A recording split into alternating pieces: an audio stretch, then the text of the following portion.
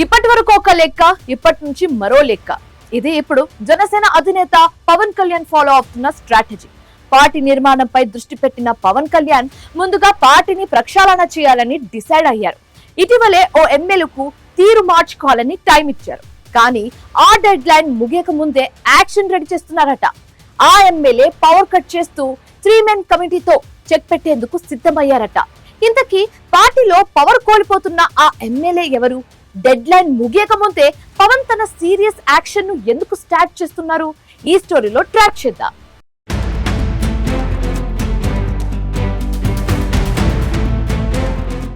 ఏలూరు జిల్లా పోలవరం జనసేన పార్టీలో ప్రస్తుతం పరిస్థితులను చూస్తుంటే అక్కడ సీన్ పూర్తిగా చేతులు దాటిపోయిందని స్పష్టమవుతోంది.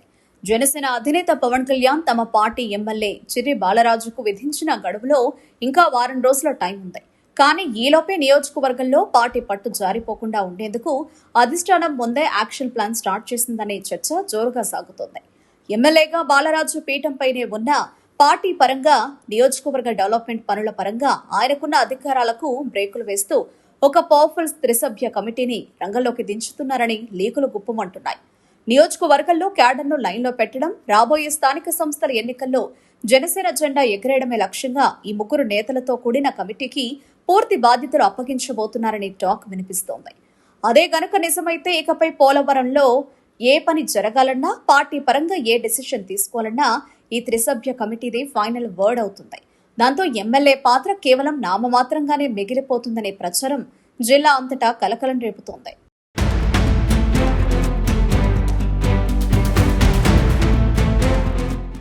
కూటమి ప్రభుత్వం అధికారంలోకి వచ్చి విజయవంతంగా 2 ఏళ్లు పూర్తి చేసుకున్న సందర్భంగా ఓవైపు టీడీపీ, జనసేన, బీజేపీ శ్రేణులు భారీగా వేడుకలు చేసుకుంటుంటే, మరోవైపు క్షేత్రస్థాయిలో కొందరు ఎమ్మెల్యేలు చేస్తున్న పనులు కూటమి పరువును బజారున పడేస్తున్నాయనే ఆందోళన లీడర్లలో ఉంది.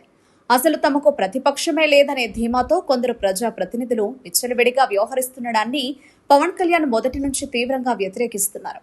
ఈ క్రమంలోనే పోలవరం ఎమ్మెల్యే చిర్రి బాలరాజుపై నియోజకవర్గంలో అవినీతి ఆరోపణలు పీక్స్ కు చేరడంతోనే పవన్ అంత సీరియస్ గా రియాక్ట్ అయ్యారని విశ్లేషకులు చెబుతున్నారు.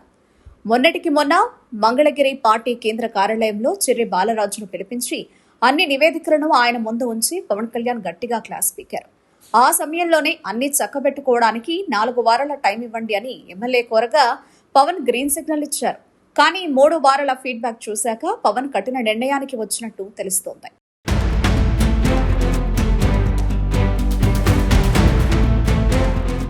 అసలు ఎమ్మెల్యే చిర్రి బాలరాజుపై సొంత కూటమిలోని శత్రువులు చేస్తున్న దండయాత్ర కొత్తేమీ కాదు. అధికారంలోకి వచ్చిన ఏడాదిలోపే ఏకంగా 100 కోట్ల రూపాయలు వెనకేసిన ఎమ్మెల్యే అంటూ సీనియర్ టీడీపీ నేత, మాజీ మంత్రి దేవినేని ఉమామహేశ్వరరావు, మాజీ డీసీసీబీ చైర్మన్ కరాటం రాంబాబుల మధ్య జరిగిన అంతర్గత సంభాషణ ఆడియో లీక్ అవ్వడం అప్పట్లో స్టేట్ పాలిటిక్స్ లో పెద్ద బాంబులా పేరింది.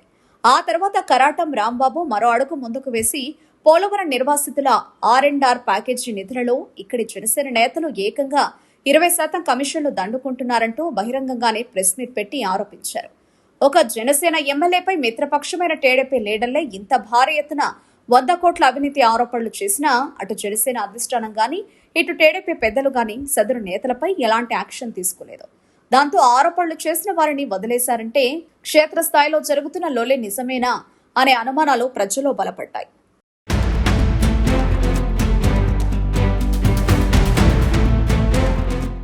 ఈ ప్యాకేజీ కమిషన్ల గొడవ పక్కన పెడితే నియోజకవర్గంలో కొత్తగా వచ్చిన మద్యం షాపుల సిండికేట్ నుండి అదనపు సొమ్ము వసూలు చేస్తున్నారని, విచ్చలవిడిగా మట్టి, ఇసుక అక్రమ తవ్వకాలు సాగుతున్నాయనే ఫిర్యాదులు పవన్ కళ్యాణ్ కు వెళ్లాయి. నియోజకవర్గంలో ఇంత బహిరంగంగా మాఫియా దందాలు జరుగుతుంటే ఎమ్మెల్యేకు తెలియకుండానే జరుగుతాయా? ఒకవేళ తెలిస్తే ఎందుకు కట్టడి చేయలేదు? జనసేనను నమ్మి ప్రజలు ఓట్లేసింది అవినీతిని ప్రశ్నించడానికే తప్ప ఇలా పాత వైసీపీ సంస్కృతిని రిపీట్ చేయడానికి కాదంటూ విమర్శలు వెల్లువెత్తుతున్నాయి. ఇక ఎమ్మెల్యే బాలరాజు కొత్తగా ఇల్లు కట్టుకున్నా, కారు కొనుక్కున్నా, ఆఖరికి సొంతంగా స్కూల్ బిల్డింగ్ కడుతున్నా కూడా అందులో అవినీతి సొమ్ము ఉందంటూ ప్రతి చిన్న విషయాన్ని సోషల్ మీడియాలో అల్లరి చేస్తున్నది బయటి వ్యక్తులు కాదు, లోకల్ గా ఆయనకు వ్యతిరేకంగా ఉన్న సొంత కూటమి నేతలే. ఈ ఫ్యామిలీ పొలిటికల్ వివాదాలన్నీ రచ్చకెక్కడంతోనే పవన్ కళ్యాణ్ కులాల సమీకరణాలను కూడా పక్కన పెట్టి యాక్షన్ కు రెడీ అయ్యారు.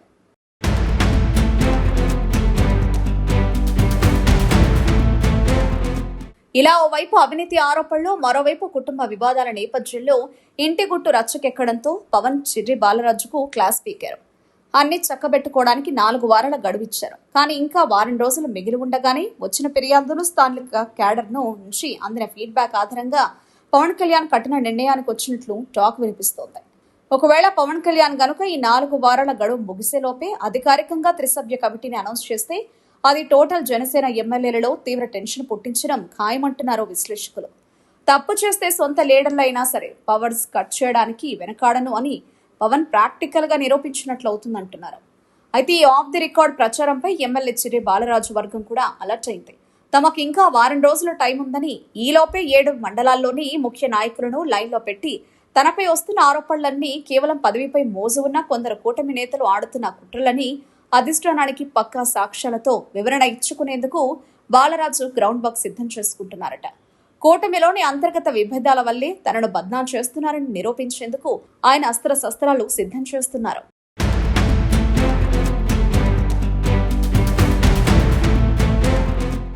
మొత్తానికి పోలవరం జనసేనలో తెరపైకొచ్చిన ఈ త్రిసభ్య కమిటీ వ్యవహారం ఇప్పుడు కూటమిలో పెద్ద హాట్ టాపిక్ గా మారింది.